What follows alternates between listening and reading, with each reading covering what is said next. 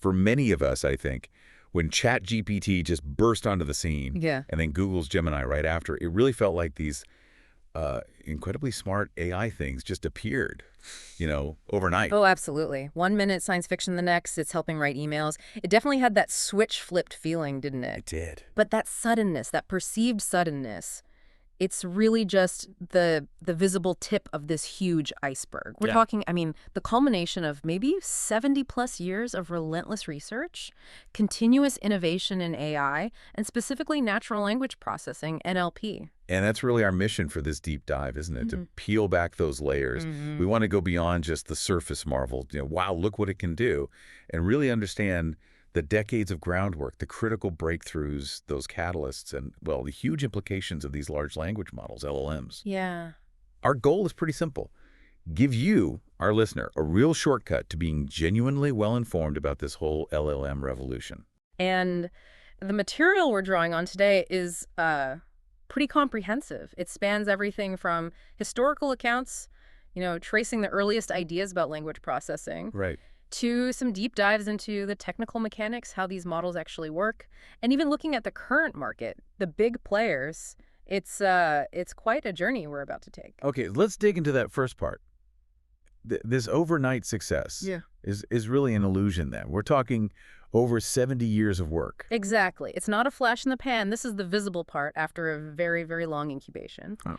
And honestly, the human drive to understand and process language systematically, that goes back way further than computers. You could even look at Panini in ancient India, laying down fundamental rules for structural linguistics. Wow, okay, so groundwork from ancient history. It's an intellectual precursor, right, for machines to even have a hope of processing how we communicate. And then, fast forward a bit, we get the mathematical, the philosophical underpinnings, like George Boole. Yes, Boole's algebra giving us symbolic logic for computation that made it even conceivable for a machine to handle language in a structured way. Okay. And Alan Turing, of course, 1930s, 40s, 50s, his universal machine concept, and the famous imitation game, the Turing test.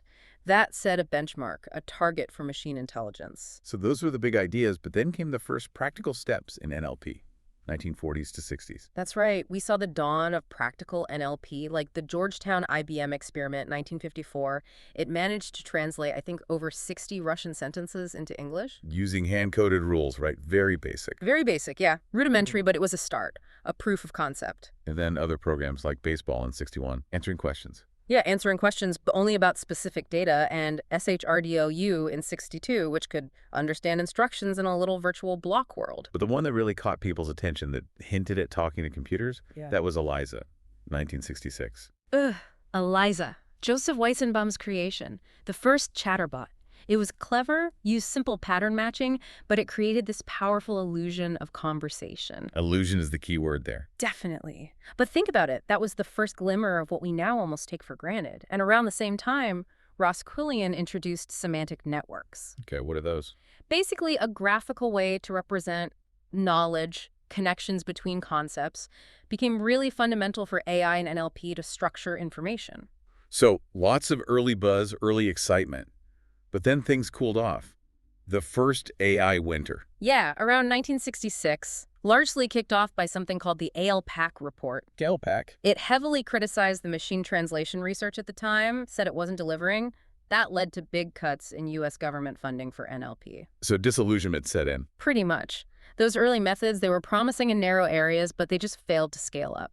It's a good reminder that tech development isn't always the smooth upward curve, Definitely not linear. Yeah. No. Periods of hype, then reality checks, funding cuts. But research didn't totally stop. People like Roger Schenck in the 70s kept pushing, developed ideas like scripts, understanding typical event sequences, and conceptual dependency theory, trying to get beyond just words to the deeper meaning. Okay, so while that NLP roller coaster was happening, something else was quietly developing in the background. Neural networks. You're spot on. The very early ideas go back even further, like D.O. Hebb in the 40s, then Frank Rosenblatt's perceptron in 58, Shunichi Amari's work in '67. And then things picked up in the 80s and 90s with RNNs, recurrent neural network. Right. RNNs, like the Jordan and Elman networks, they were actually designed specifically for sequences like text, but they hit a major wall. Which was? The vanishing gradient problem. Basically, they struggled to remember information over long sequences. The signal just faded out as it went back through the network during training, made it incredibly hard to learn long-range dependencies in text. Okay, so that sounds like a serious bottleneck. It was huge, but then, this is really pivotal, 1995, Hochreiter and Schmidhuber come up with long short-term memory networks, LSTMs. And they actually solved that vanishing gradient problem. They found a way around it. LSTMs had these internal gates that could control information flow, letting them remember things over much longer periods. It was a revolution for sequence modeling. So LSTMs became the standard. Pretty much the gold standard for years. By 2006, they were driving huge leaps in speech recognition. Think Google Voice Search, Android dictation. That was heavily influenced by LSTMs. Cracking that vanishing gradient problem was absolutely critical. Okay, so we've got better models like LSTMs. Yeah. But you need fuel for these things, right? Yeah. Data. The large in LLM. Precisely. And that fuel really started accumulating with the rise of the internet in the 2000s. Suddenly you had the web as corpus. Web is a giant body of text. Exactly. Massive, unprecedented amounts of text data just became available in a way they never were before. People started compiling huge data sets. And we also needed better ways to represent words for the computers. Yeah, that was key too. Innovations like Word2Vec, around 2013 by Mikolov and others at Google, representing words as numbers vectors, but in a way that actually captured meaning and relationships between words. Like king minus man plus woman gets you close to queen. That's fascinating. So, okay, let's connect this for you, the listener. These steps, LSTM solving a technical problem, the web providing tons of data, new ways to represent words, numerically they might seem kind of incremental or separate. But they were absolutely essential. Without that groundwork in data collection, data representation, and better sequence modeling, the truly large language models we see now just wouldn't have been possible. It really shows how major leaps often happen when different threads of innovation just converge at the right time. It's exactly that convergence. It's rarely one single aha moment. Okay, so we've walked that long road. Yeah. But what really kicked things into high gear recently? What were the core accelerators? Well, the absolute #1 game changer has to be the transformer breakthrough in 2017. Right. Before that, NLP was still mostly those sequential models, RNNs, LSTMs. Exactly. And LSTMs were great, much better than basic RNNs, but they still processed information word by word sequentially.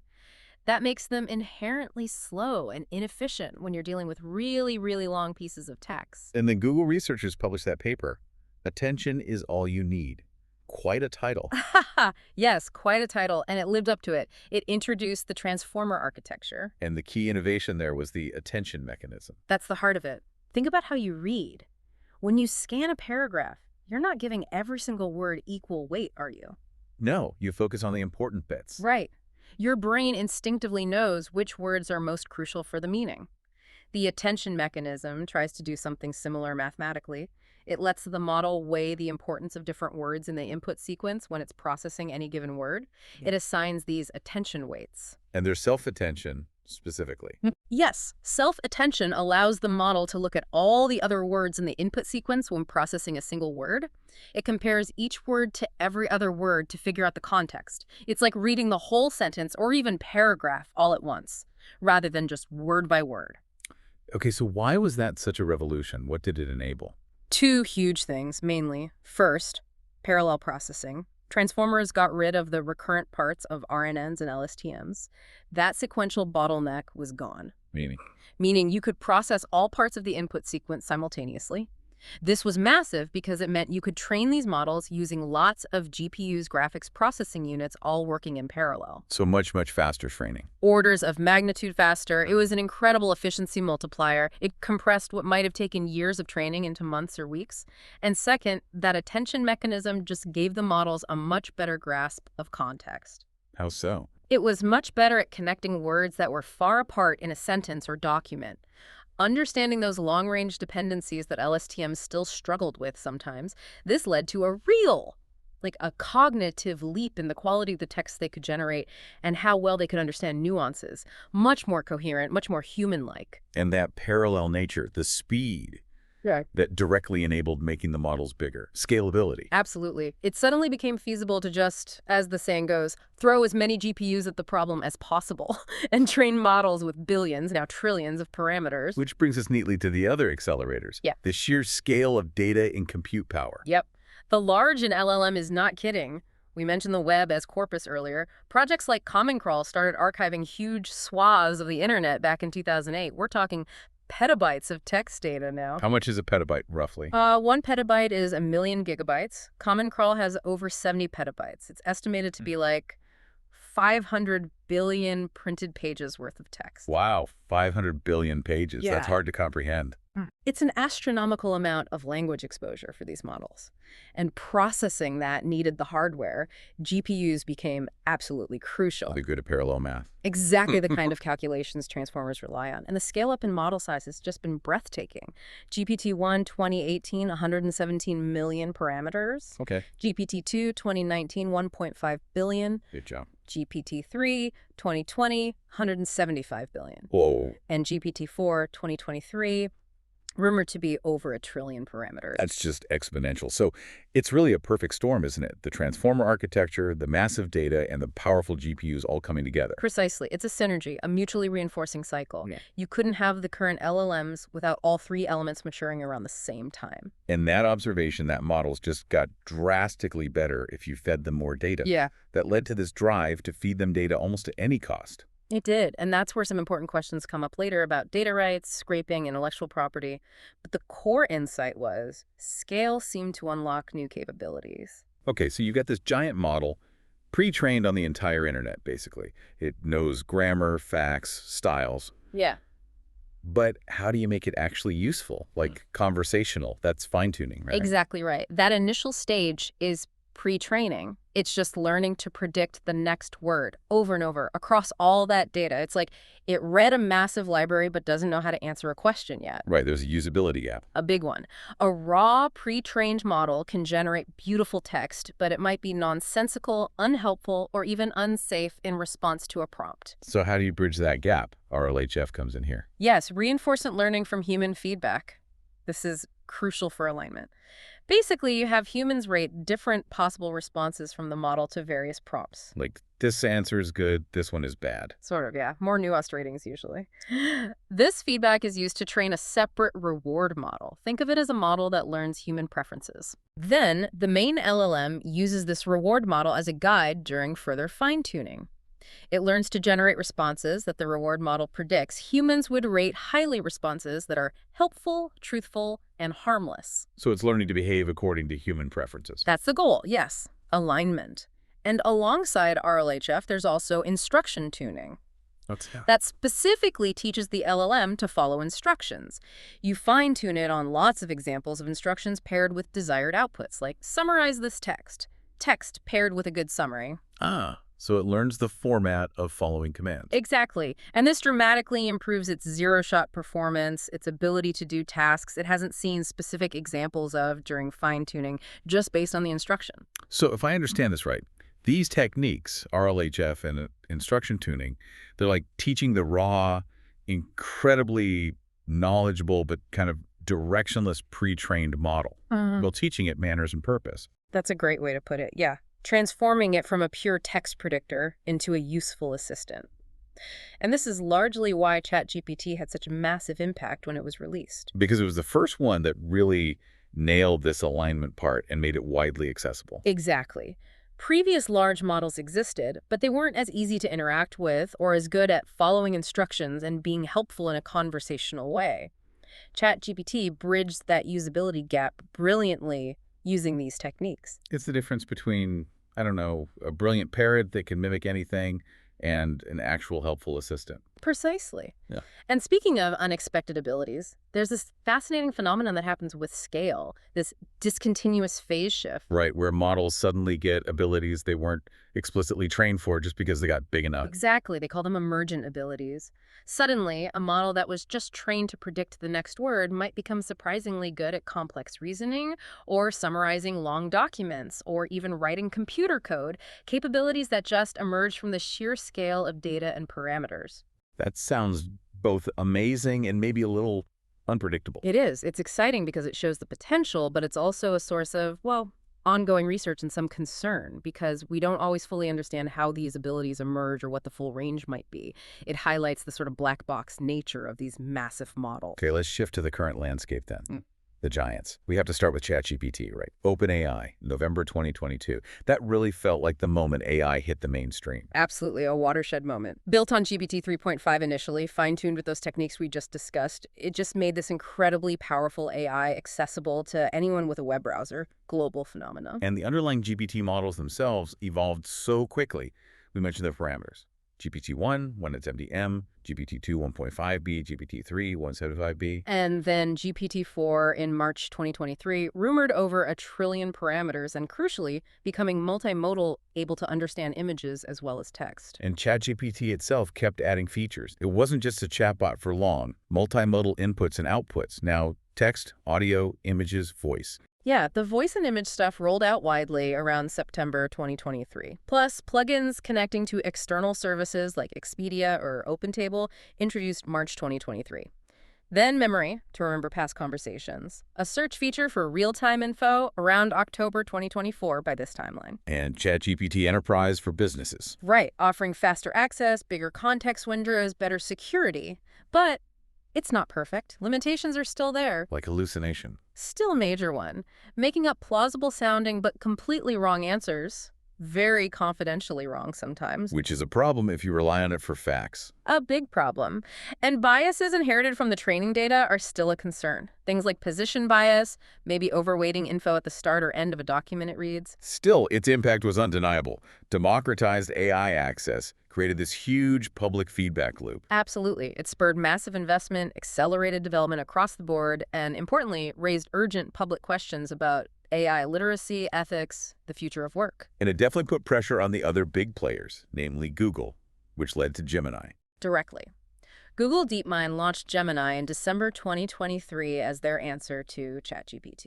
And its big differentiator was being multimodal from the start? Exactly. That was the key pitch. Yeah. Not a text model with image capabilities added later, but designed from the ground up to natively process and reason across text, images, audio, video, and code simultaneously. That feels like a significant architectural difference. It's a qualitative leap, potentially, allowing it to understand, say, the audio track, the visuals, and the transcript of a video all together for a richer understanding. And Google launched Gemini in tiers, Ultra, Pro, Nano. Yes, Gemini 1.0 in December 23 had Ultra for the most complex tasks, Pro as the versatile model powering their chatbot, which used to be Bard, now just called Gemini, and integrated into phones like the Pixel 8 Pro, and Nano, a smaller, efficient version for running directly on devices. And what were its claim strengths? Google highlighted things like advanced reasoning, better problem solving, high-quality code generation, also a very large context window, the amount of information it can handle at once, up to 2 million tokens in later versions. 2 million tokens. What's that in real terms? It's huge, roughly maybe 1.5 million words, or hours and hours of audio. Allows for much deeper analysis of large documents or long conversations. And Google's been iterating really fast, too. Gemini 1.5, 2.0 Flash, 2.5 Pro. Incredibly fast cycle. 1.5 came out Feb 2024, then 2.0 Flash December 2024, 2.5 Pro March 2025, according to this projection. Each promising improvements in speed, performance, translation, coding, and especially image and video understanding. So the trend seems clear. AI moving beyond just text to systems that can genuinely see and hear and reason across modalities. That's definitely a major direction. It fundamentally changes how we might interact with AI. And that tiered approach, Ultra, Pro, Nano, also shows a trend towards optimizing models for different use cases and hardware constraints. Not one size fits all. So it's not just OpenAI and Google, though they dominate the headlines. There are other important models and trends. Oh, absolutely. We shouldn't forget Google's own earlier contribution, BERT, from 2018. Smaller, around 340 parameters, but hugely influential because it focused on understanding context bidirectionally, not just predicting the next word. And others, DeepMind's Gopher, Hugging Face's Bloom. Yes, Gopher, 300B params, Bloom, 175B, notably multilingual and open. Meta had Galactica, 120B for scientific text, though controversial. Amazon has Alexa TM, 20B. There's a whole ecosystem. And a key trend within that ecosystem is specialization, domain-specific LLMs. That's becoming really important. Models fine-tuned not just on general web data, but on vast amounts of text from a specific field. Like Bloomberg GPT for finance. Exactly. 50 billion parameters, but trained heavily on decades of Bloomberg's proprietary financial data, or models for biomedicine like BioMed-LM, or coding like OpenAI's Codex, which powered early GitHub Copilot. Okay, so what's the implication here for you, the listener? It suggests a future where we'll have these incredibly powerful generalist AIs like GPT-4 or Gemini, and these highly specialized expert models. Right. For tasks needing deep domain knowledge and high-accuracy finance, law, medicine, these specialized models might outperform the generalists. It also raises interesting questions about access to the specialized data needed to train them. And one more trend, maybe less flashy but technically critical. Mixture of experts, or MOE. Ah, yes, MOE. Very important for efficiency at scale. Google's been working on this since at least 2017. The idea is, instead of having one massive, dense network where all parameters are used for every calculation, you have a model composed of many smaller expert subnetworks. When you give it a prompt, a gating mechanism routes the input only to the most relevant experts. So only a fraction of the total parameters are actually activated. Exactly. This allows you to train models with trillions of parameters, but make inference actually using the model much, much cheaper and faster because you're only using a small portion of the model for any given task. So that's how they're pushing the size limits while keeping things somewhat usable. It's a key enabling technology for the next generation of truly massive yet efficient models, smarter resource use. Okay, fascinating. Let's pivot to the future, or really the present rolling into the future. Yeah. How are LLMs actually transforming industries right now? The impact is already widespread, really. Customer service is a big one. Sophisticated chatbots handling complex queries, freeing up humans for the really tricky stuff. Content creation too, right? Yeah. Articles, marketing copy. Absolutely. Generating drafts, brainstorming ideas, writing social media posts. It's becoming a standard tool for many writers and marketers. And code development, you mentioned Codex. Huge impact there. Generating code snippets, debugging, explaining code, even helping people with little coding background build things, that's democratizing in a big way. What about healthcare? Assisting with diagnostics by analyzing patient notes or medical images, accelerating drug discovery by parsing research papers, cybersecurity, identifying patterns in network traffic that might indicate an attack, HR screening resumes, drafting job descriptions, translation, sentiment analysis, transcription. The list goes on. Okay, let's really unpack this, though.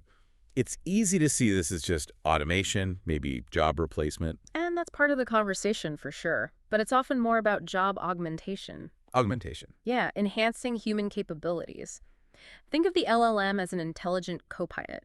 It can handle the tedious parts, provide information quickly, suggest options, allowing the human to focus on higher-level strategy, creativity, or critical judgment. So it's lowering the barrier to entry for complex tasks, like the coding example. Exactly. It suggests a shift in the nature of work. Skills like prompt engineering, critically evaluating AI output, and human-AI collaboration are becoming increasingly important. It's changing how we work and create. And beyond individual jobs or industries, what about the bigger societal picture, the broader benefits and opportunities? Well, the economic projections are pretty staggering. Some analysts predict AI could contribute something like $15.7 trillion to the global economy by 2030. Wow! Driven by productivity. Productivity gains, yes, but also the creation of entirely new products, services, and jobs related to AI. It's enhancing efficiency across the board, optimizing logistics, providing real-time financial insights. You also hear about potential for bigger challenges, like climate change. Definitely potential there. AI can help design more efficient green energy systems, optimize energy grids, model climate impacts more accurately, maybe even help discover new materials for carbon capture. And scientific discovery in general. Accelerating research and development by synthesizing vast amounts of scientific literature, identifying patterns, suggesting hypotheses, plus improving accessibility, think AI-powered tools for people with disabilities. So if we connect this to the bigger picture, Yeah. it's not just small efficiencies. AI is being positioned as a potentially vital tool for tackling really grand global challenges. That's the hope, yes, which of course necessitates things like international collaboration, shared ethical guidelines, smart governance. Because naturally, with all this power and potential, come significant challenges and ethical considerations. We touched on bias and hallucination. Right. Bias is a huge one. LLMs learn from data, and if that data reflects societal biases, gender, race, whatever, the model can inherit and even amplify them. And because they're often black boxes. Meaning we don't fully understand their internal reasoning. Exactly. It can be hard to pinpoint why it produced a biased output or how to fix it comprehensively. And that opacity is also linked to hallucination generating confident-sounding nonsense. That's especially dangerous in high-stakes areas like medicine or finance. Then there's the whole job displacement versus job creation debate. Still ongoing. Very much so. It's complex. Automation replaces some tasks, but new roles emerge around managing, developing, and working with AI. The transition isn't always smooth, though. And it raises that deeper question, too, about human judgment. Can these incredibly smart machines truly outthink us in every way? Or are things like intuition, empathy, ethical reasoning uniquely human and indispensable? That's a profound question we're grappling with. Plus, the more practical concerns. Data privacy, given the sheer amount of information these models process.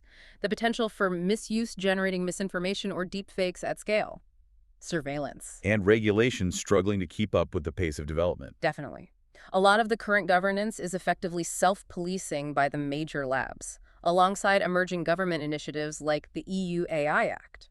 So this combination, the black box nature, the potential for bias, the hallucinations, it creates a kind of trust deficit, doesn't it? Especially for critical uses. It absolutely does. Addressing this requires a multi-pronged approach. More research into AI interpretability, making the black box less black, developing robust testing and auditing procedures, establishing clear ethical guidelines and regulations, and critically, boosting AI literacy among the general public so people understand the capabilities and limitations. It's that classic challenge, balancing innovation with responsible development and deployment. And it really has to be a global conversation given the reach of these technologies. Looking ahead then, how do you see the actual interaction, the partnership between humans and AI evolving? I think it's heading towards being much more intuitive, more seamless. Verse interfaces will get much better. Understanding natural conversational language without needing rigid commands. And AI enhancing immersive experiences, VR, AR. Big time. Generating realistic virtual environments on the fly, creating more believable non-player characters in games, overlaying useful information onto the real world in AR. It blurs the lines between the digital and physical. Personalization will probably get even more intense too. AI tailoring everything we see and interact with. Down to the level of interfaces adapting themselves to your habits and preferences in real time. And looking further out, maybe AI that can understand nonverbal cues, gesture recognition, even emotion recognition, leading to more, well, emotionally aware interactions. So what's the big implication there for us? It sounds like a fundamental shift in how we experience digital information, moving from just consuming it to really interacting and experiencing it deeply. It is, which brings huge opportunities, say, in education, truly personalized tutoring or remote collaboration, but also raises questions about the psychological impacts, addiction potential, the difficulty of discerning real from AI-generated content, how it might redefine human connection if our primary interactions become mediated by AI. Lots to think about there. So let's try to bring this all together. We've covered a lot of ground in this deep dive. We certainly have.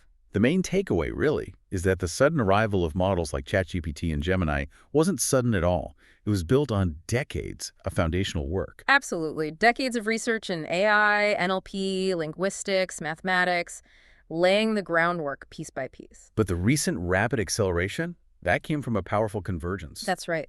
The transformer architecture was key, enabling that parallel processing and deeper context understanding.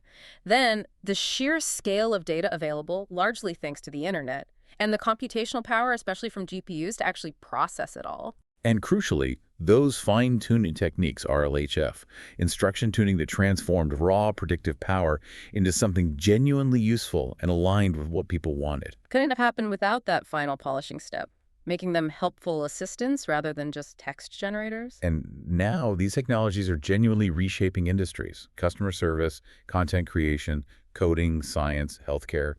The list keeps growing. They're not just automating, they're augmenting human abilities. Enabling new capabilities, new insights, positioning AI as this potentially massive driver of economic growth, and maybe even a tool to help tackle some of our biggest global challenges. And it's a big but. This transformative power comes with serious challenges we need to actively manage. Definitely. Things like bias baked into the data, the risk of models hallucinating incorrect information, the ongoing debate about jobs, and the fundamental opacity, the black box problem. These aren't trivial issues. They demand ongoing research, thoughtful ethical guidelines, and probably adaptable regulatory frameworks that can keep pace. It's not just a tech challenge, it's a societal one. It requires a collective commitment, really, to navigate this era responsibly, developing not just the AI, but also the wisdom to use it well. So it's clear this journey is far from over. AI is constantly learning, evolving, sometimes in ways that even its creators don't fully anticipate. Right. Which leads to maybe a final thought for you, our listener. As these incredibly powerful systems continue to develop, what responsibility do we as individuals, as users, as citizens, have to do more than just watch? How do we actively engage, think critically, and help shape the future of AI, rather than just being passive observers of its unfolding?